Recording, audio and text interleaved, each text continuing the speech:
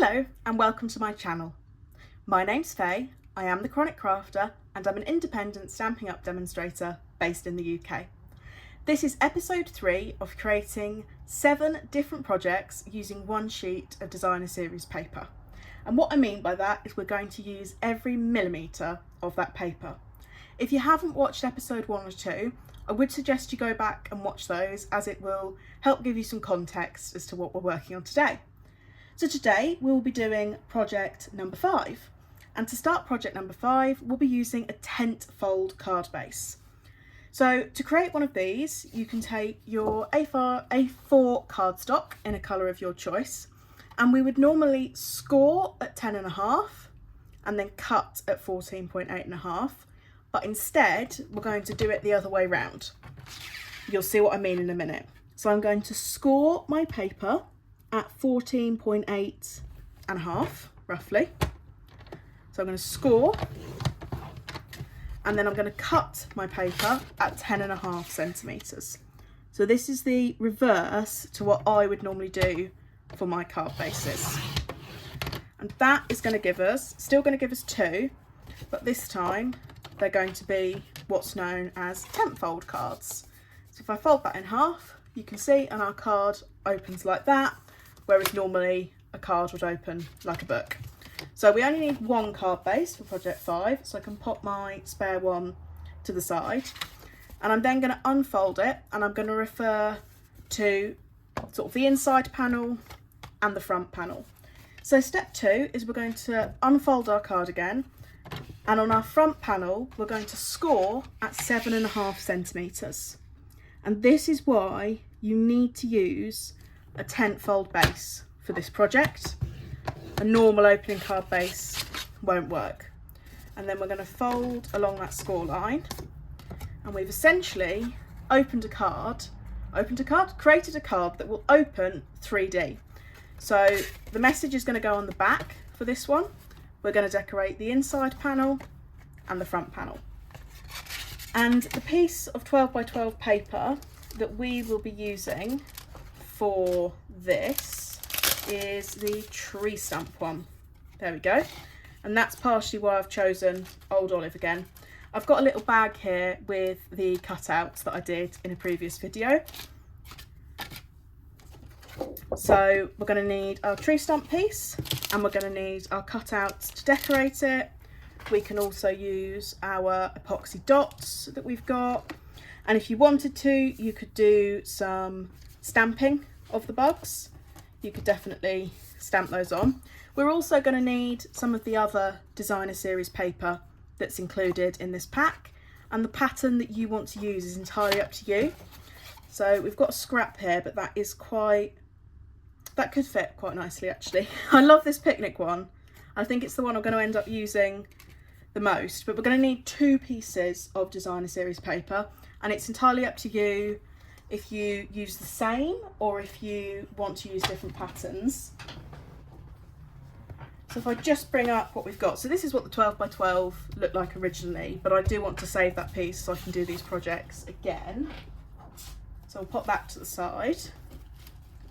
So then we've got the lovely picnic blanket, which has got a woodland scene on the other side.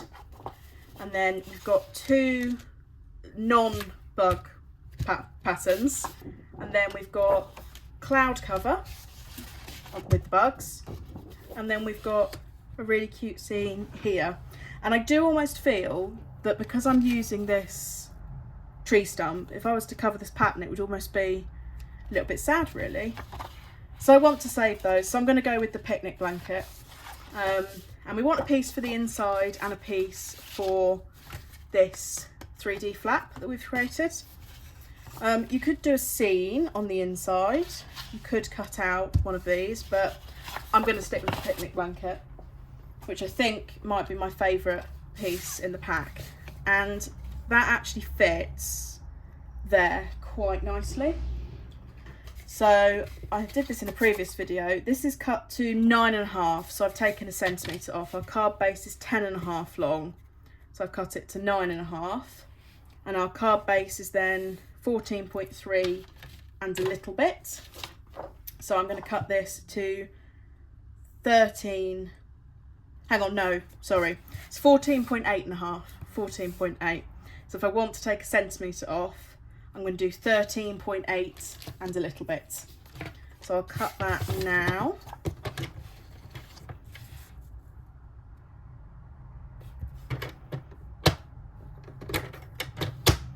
Help if I use the correct blade. There we go. And then hopefully, yeah, there we go. So that's taken a centimetre off from each side. So I've got half a centimetre either side. And you can create a little scene of your choosing on the inside part there. But we will need this bottom piece. So we don't want to cover that. And then I'm going to need to cut another bit for here, which will be cut to 7.5 by 10.5. And that will cover the whole panel. Or you could cut it to 7 by 10 and you'd have a little bit. But I almost feel, because I've got half a centimetre either side, I want to keep it the same. So I'm going to cut it to 6.5 by 9.5. You'll see what I mean in a minute about keeping half a centimetre over each side. Hopefully that makes sense and I haven't just bamboozled everybody. So I'm going to do 6.5 by 9.5. So I have put together, I don't think you call it a workbook, maybe a project book for all of these, with all of the measurements, all of the images of what I've been doing, step-by-step instructions, and that will be available to download in the comments section. So that looks really cute with this sort of half a centimetre border. And I think that's all we need to cut for this. So now we're sort of on to our decorating. So it's a little bit more advanced, this project, but if you follow it step by step, it's not super duper difficult. It is doable.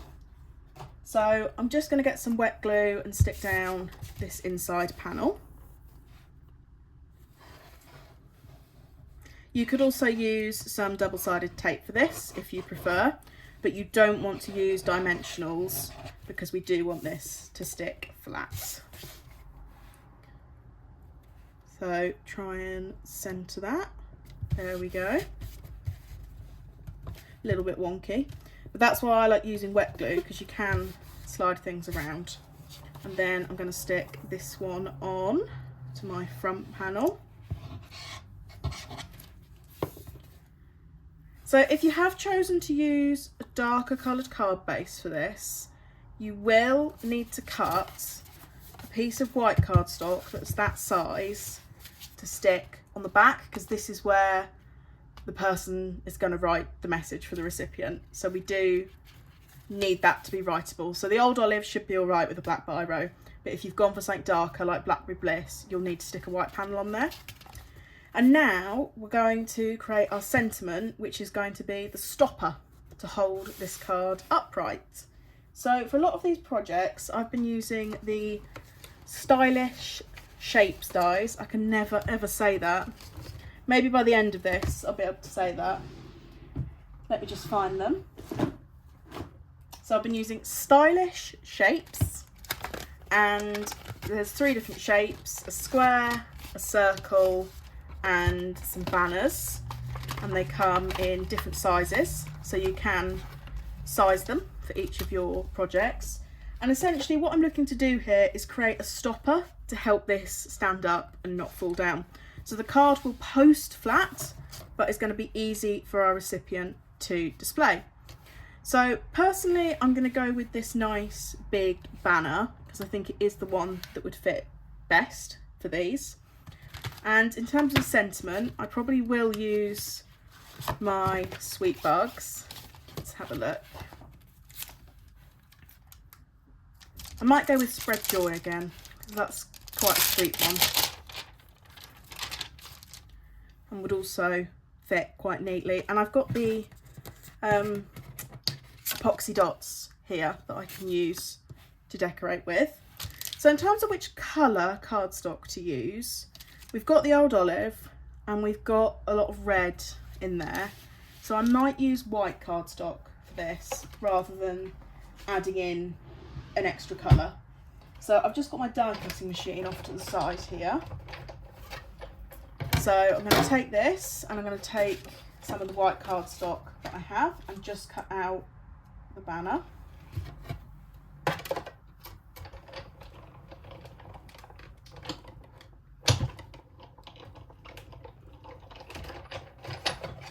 You'll have to excuse the shaking because it is on the same table.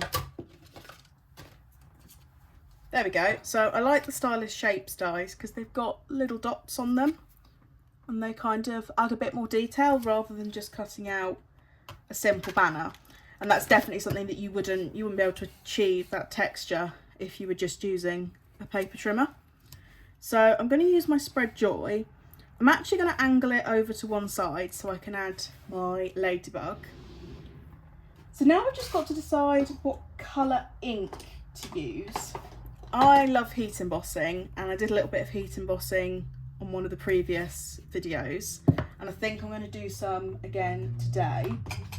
So to do that we just need our clear sticky embossing ink and an embossing powder in a colour of our choice.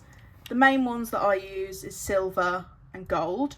These are available in a 3-pack that comes with a bronze as well. And I think the gold goes really nicely with the old olive. So I'll go ahead and use that. So I've just got my scrap piece of paper here. And I'll get my clear sticky ink. And I want to ink up my stamp so that it's nice and juicy and gets a nice clear image. And then I'm going to pop this over to the left hand side. Might be a bit black still because I didn't clean this stamp very well, but we'll see. Okay, so that's a little bit grey, so you might be able to see that. Normally when you stamp with embossing ink, you can't really see it on camera. I can see it in person, but it doesn't show up on camera. But I'm now going to come in with my gold embossing powder, and the sentiment is almost going to reveal itself to us. So that's quite staticky, that one. I've added a lot of static. I do normally use an anti-static bag, but I've been moving craft spaces recently and I don't think it's made it through here yet. So what you can do is you can take a dry paintbrush to sort of tidy up around the edges if you have ended up with any embossing powder where you don't want it to be, but you do want to be careful that you don't smudge your actual image. So I'm just going to go and grab a paintbrush now. So I'm going to come in with my nice dry clean paintbrush and just brush the powder away from the areas I don't want it to stick, being very, very careful whilst I do this. So embossing powder sticks to two things. It sticks to, or three things really. It sticks to pigment ink and sticky embossing ink. It sticks to moisture, so any water, and it sticks to static. So sometimes when you die cut a piece, or if you've been handling the cardstock a lot, you transfer static and that then goes onto your embossed image. So I've just rubbed a bit off there. And also every time you handle the powder, you can add static in. So using a non-static bag can be very useful, but unfortunately I didn't use it for this. There we go.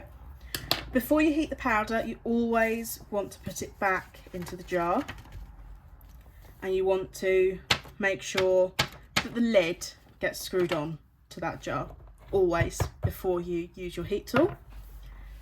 And then I'm going to come in with my take your pick tool just to hold my image down. You don't want to put your fingers here because, as the name suggests, the heat tool gets really hot. So I'm just going to use the end of that to hold it down and turn my heat tool on.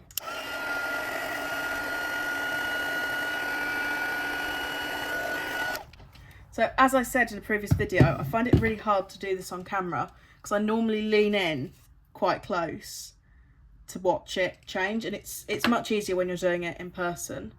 But that looks like it's all nicely heated. So we've now got a really shiny gold where previously we had sort of that dull colour. Once you heat the embossing powder, it completely changes, and I think it's really lovely. So I'm going to add in one of the Ladybugs just at the side there. So I think that adds a nice Nice dimension to what we're doing. And talking of dimensions, I'm now going to use my stamping dimensionals to stick this sentiment onto the lower part of the inside, or what would normally be the inside of my card. I'm just going to stick 3 along here, and this is what's going to help it be almost a physical buffer to hold this back piece up, or what would normally be your front panel. So I'm just going to line this up sort of where I want it to stop, although I'm going to go a bit higher. So this is our, like I say, physical barrier. Ooh. So much easier to do when you can lean over it. So I want to stick it straight because I have chosen checkered paper, so it would make it very obvious if I didn't. And there we go. So hopefully you can see how that being propped up is helping this piece to stay. So next thing to do is decorate our not toadstool, tree stump. That's the word I'm looking for. Decorate our tree stump. So I've got all the images that I cut out in this bag, including the rest of my panels. So I'm just going to tip this out so I can have a good look at what we've got. And of course the really nice thing is if you buy the stamp and die set, you can make more and more of these as time goes on. So I love that bug there. I think he goes really nicely in this scene. We could give him some mushrooms. So these ones, just want to say, this isn't the full cutout of the mushrooms. This was printed at the bottom of the paper, so half the stems are cut off.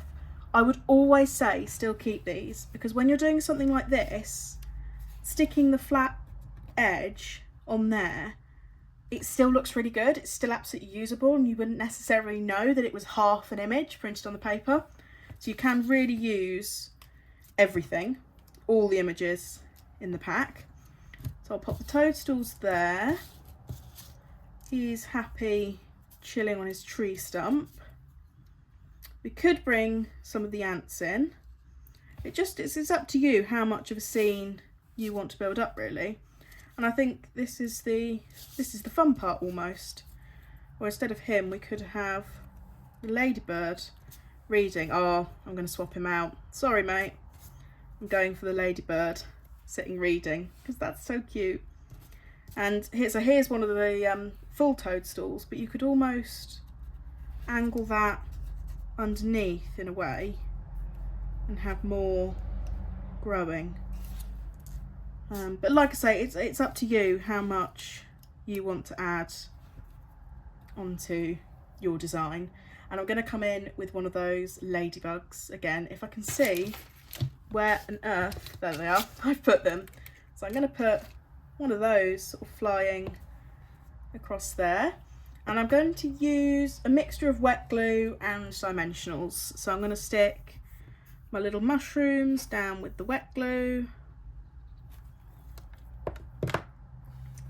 pop those in that corner, and then I think I am going to have this ant coming, but I'm going to use a dimensional for him.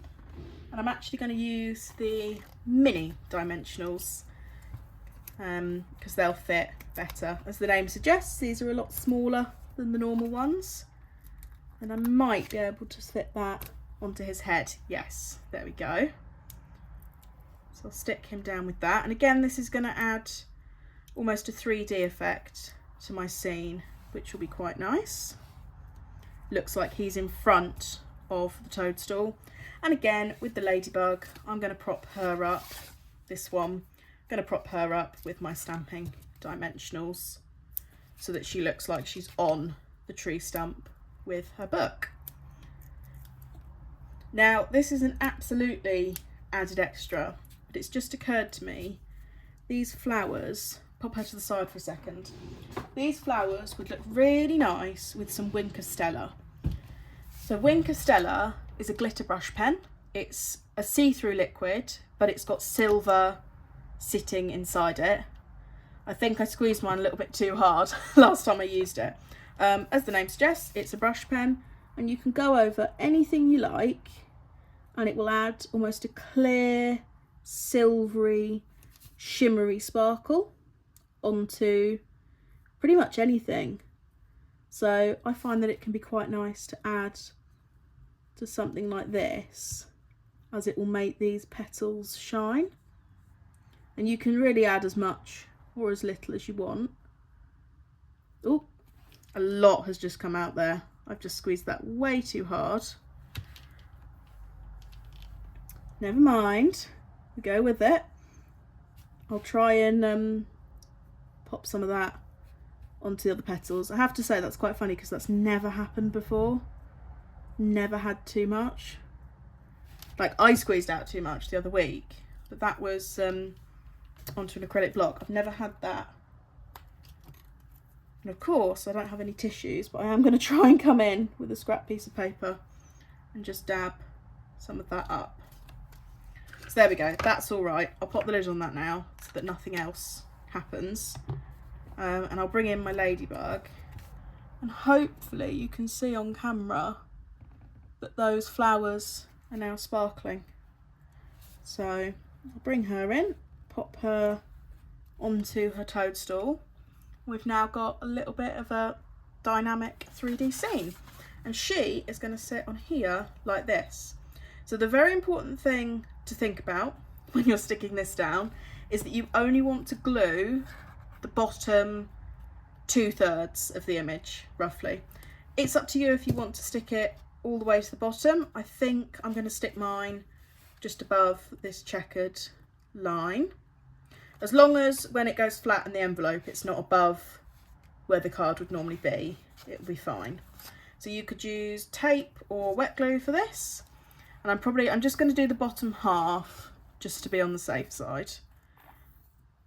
Need to get myself some more glue as well, so I'll just do the bottom half and then pop her on there. Try and get her in the middle and squeeze this down so it will go flat in an envelope, so it will still be easy to post, but then your recipient can display it like that. I don't think having it on camera from above really does it justice of just how pretty it is. And then we've got the sparkling from the heat embossing and the sparkle from the wink of Stella, and it will look really nice displayed on the mantelpiece, on top of a cabinet. So many options. So I hope you've enjoyed watching this video, and I hope that you'll consider subscribing to my channel to watch the other projects. This is what we did in the first 2 videos. So this was project number 5. So we have now made 5 beautiful cards. If you have enjoyed this video, please give it a like and let me know in the comments if you're going to try making these projects. Thanks for watching. Bye.